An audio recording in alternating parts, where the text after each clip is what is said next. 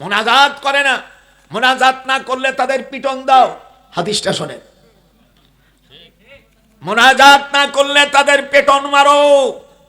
সেই হাদিসটা এক্ষুনি দেখাই দিচ্ছি।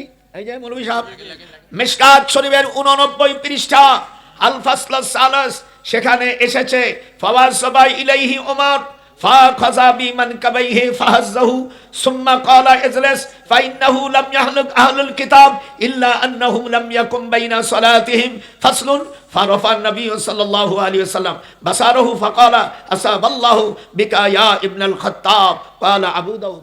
অর্থাৎ হুজুর সাল্লাল্লাহু আলাইহি ওয়াসাল্লাম নামাজ পড়তেছেন জোহরের নামাজ পড়ার পর সালাম ফিরে দোয়া ভর্তি হয়, দোয়া না পড়িয়া ওই করছে গে সালাম দিলেন আসসালামু আলাইকুম আসসালাম, যাওয়ার পরে উনি নামাজ 2 রিকাতে নিয়ত করছে। জোহরের 4 রিকাতের পরে পরে কয় রিকাত?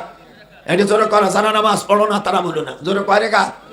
2 রিকাতে নামাজ পড়ার নিয়ত করছে। হযরত ওমর যাইয়া গালটা ধরিয়া ফাখাযা বিমানকাবাইহি, বলো ফাখাযা, আলে মানুষ বলিস না, ফাখাযা বিমানকাবাইহি ফাহাজ্জাহু সুম্মা ক্বালা ইজলিস।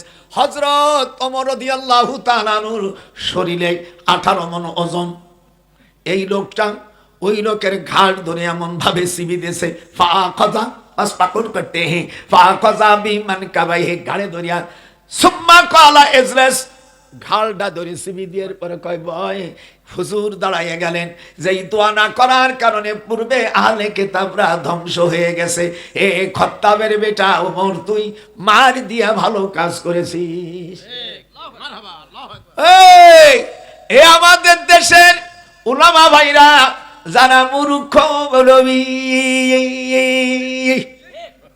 লেখাপড়া জানো না, তোমাদের এই হাদিসটা আবু দাউদ শরীফের মধ্যে 1007 নম্বর হাদিস।